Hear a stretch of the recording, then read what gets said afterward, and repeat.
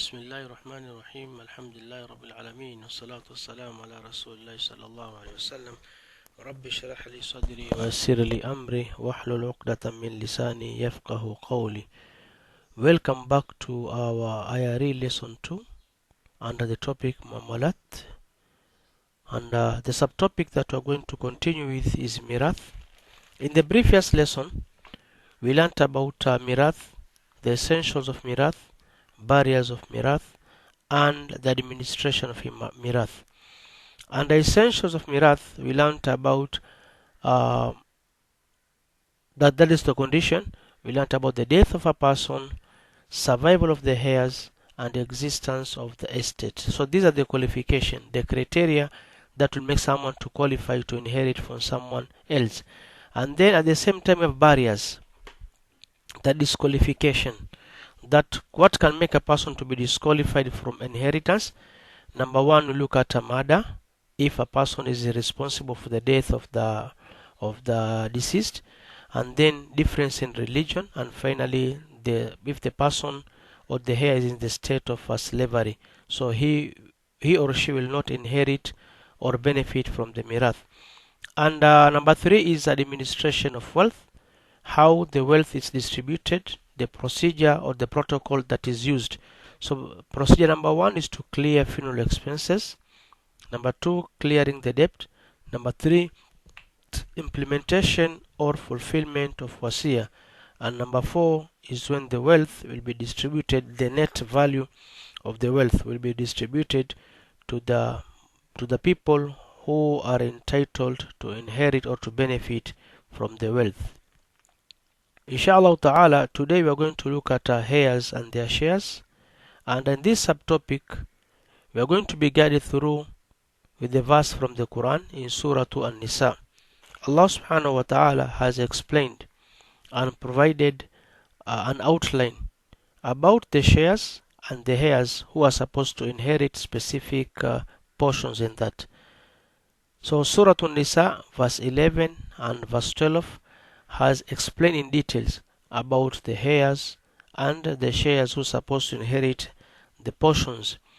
At the same time, in this same surah, verse 176, Allah subhanahu wa ta'ala also has explained in details about how the shares and the heirs are supposed to enjoy some portions as far as the Islamic religion is concerned. And today inshallah ta'ala, we are going to look at these things.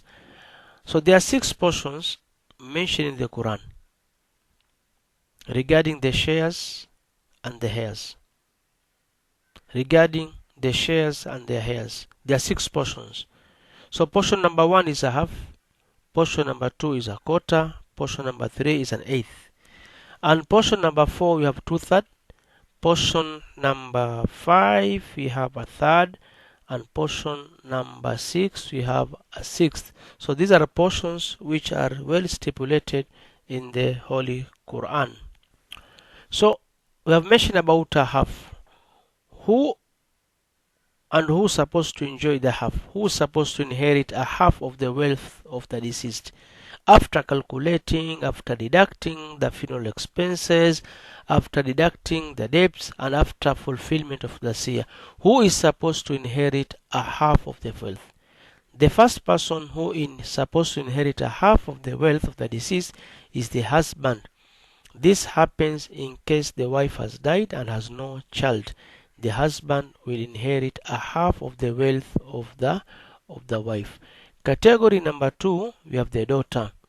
In case a father died, left behind a daughter, and the daughter has no brother, so the daughter will inherit a half of the property of the parents. Either father died or the mother has died, the daughter, only one daughter, in that case will inherit a half of the wealth. And then category number 3, we have the son's daughter. Son's daughter also can benefit a half of the wealth of the deceased. And number 4, we have full sister, a sister who is related to the deceased, both the father, they share same father and same mother. And number 5, we have a paternal sister, a sister who shares with the deceased on the paternal side. So these 5 members, they are supposed to inherit, or they qualify to inherit a half of the wealth. And then you have a quota. This quota, and then you have a quota is shared by 2 people. Number 1, you have a husband, and number 2, a wife. A husband will inherit a quota in case the wife who has died has a child. So the husband will drop from the half to a quota. Number 2 is a wife. If the husband died and has no child, the wife will inherit a quota. And in the same case, if the husband has died and has no child and he has more than one wife, the remaining wives will share in that quota. And then we have an eighth. An eighth is shared by wife in case the husband has a child. If husband has died and left behind a wife, so the wife will drop from a quota to an eighth. The same thing applies here. In case there are more than one wife, so that an eighth will be shared with the rest of the wives. And then we come to a third. A third is shared. A third is shared. A third is shared. The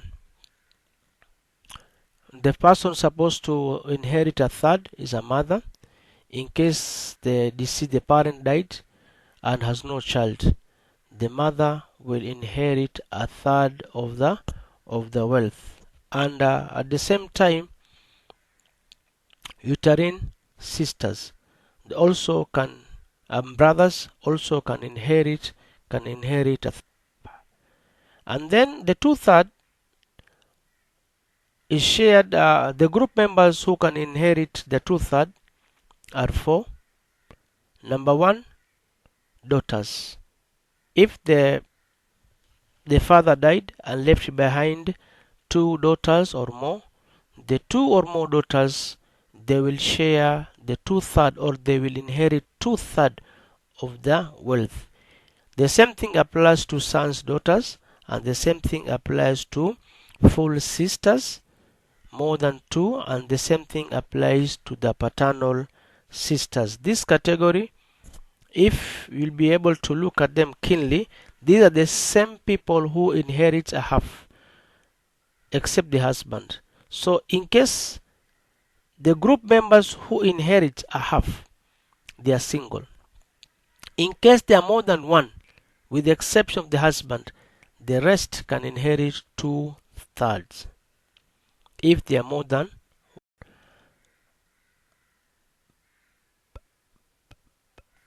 okay.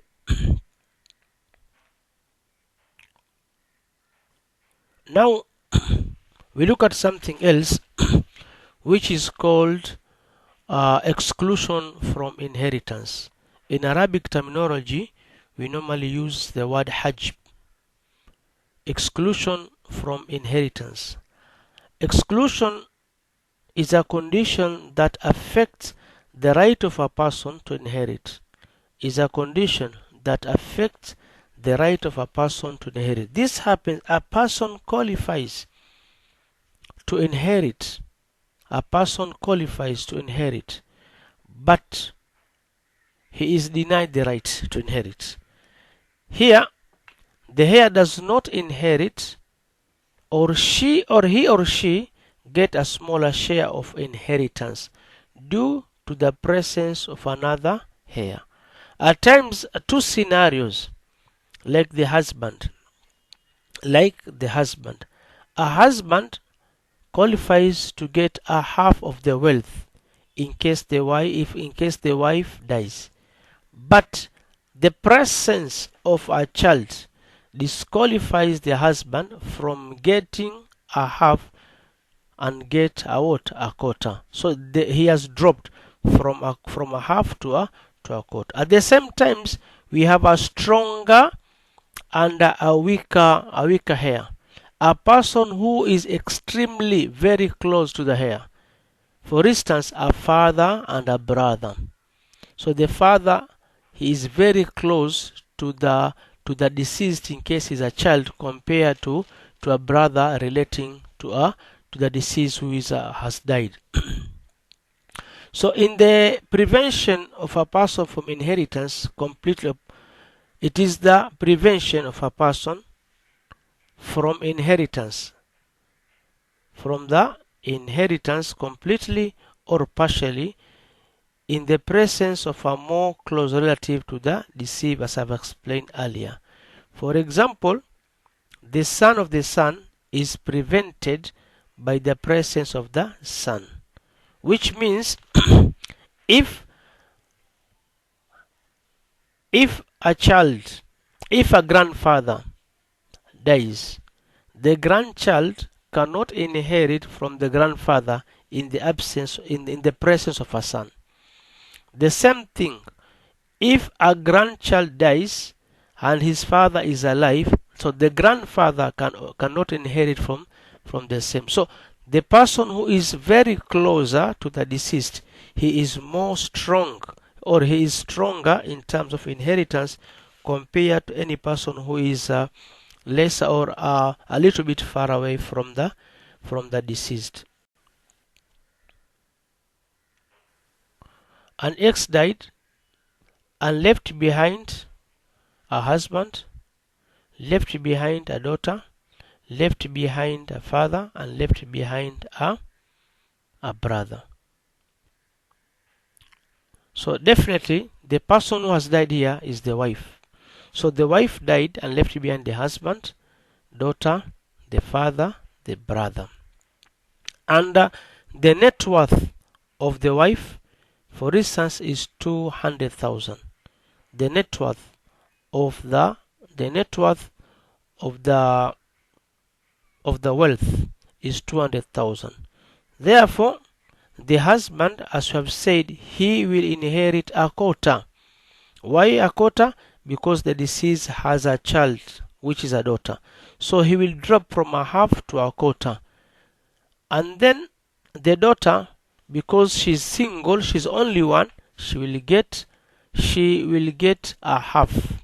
A father will get a sixth. A brother will get 0 due to the availability of the father. So in this category, only 3 people will be able to inherit. Number 1 is the husband, who will inherit a quarter.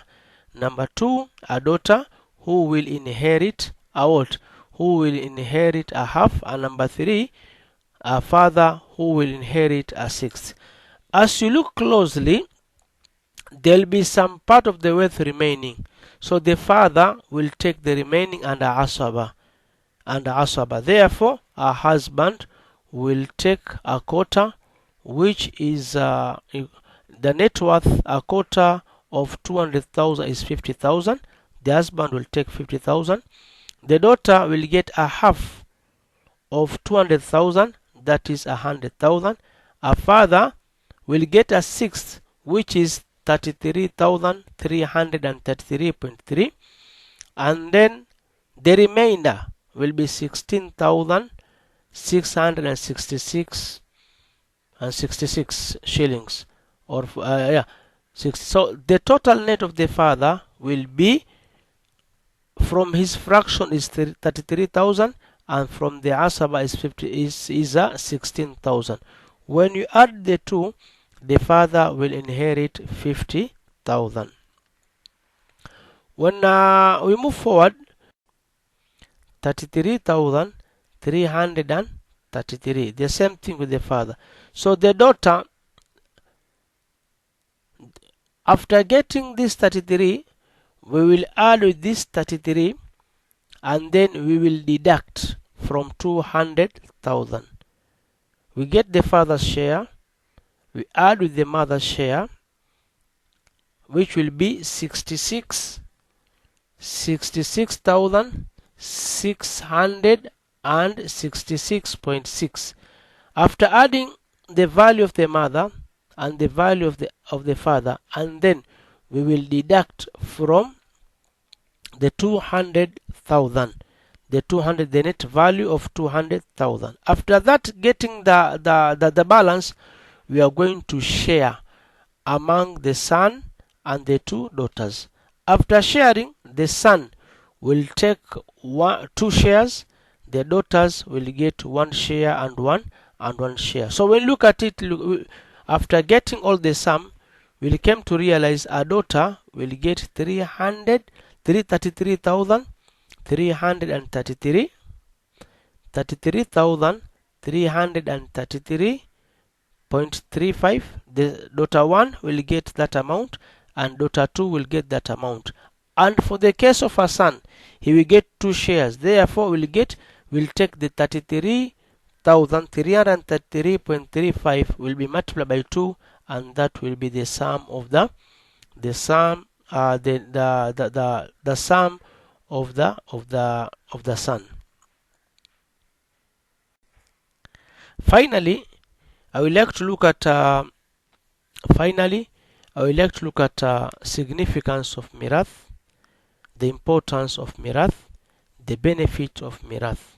So the first benefit of Mirath, it liberates the Muslim woman from suppression by allowing her to inherit from her husband as well as her relatives. So it gives a chance for a Muslim woman to inherit from the family members. Number 2, it shows that the resources owned by a Muslim are trust from Allah and should be re-entrusted to the other Muslim in a decent manner at the end of someone's life. So wealth is a trust from Allah, and Allah subhanahu wa ta'ala has allowed that wealth to be transferred to someone else if someone has died in a very good manner and a decent manner. Number 3, it promotes fairness and equity in distribution of resources after the death of a Muslim. Number 4, it eradicates wrangles that may occur after death of a Muslim, because every heir has a stipulated share, and these shares are well designed by Almighty Allah subhanahu wa ta'ala. So this helps in someone to be satisfied and to be happy with the fraction or a portion that Allah subhanahu wa ta'ala has appointed for her. For him or her. Number 5, the law safeguards the property from greedy relatives and murderers who may deprive the rightful heir their shares. So the Mirath, it protects the wealth from greedy relatives, people who might be tempted to take advantage of the weak so that they can kill and grab so they are fully protected, and the members are fully protected at the same time. So these are some of the benefits of Mirath. So in this lesson we have learned about the shares. We have six shares. That is a half, that is a quarter, an eighth, a quarter, and then a half. On the other hand, we have a sixth, we have a third, and we have 2/3. And then you have mentioned about people who are supposed to inherit a half, or the members who are supposed to inherit a half and who are supposed to inherit a sixth. So thank you very much for joining me. See you next time. Shukran wa jazakumullahu khairan. May Allah bless you all. Assalamu alaikum wa rahmatullahi wa barakatuh.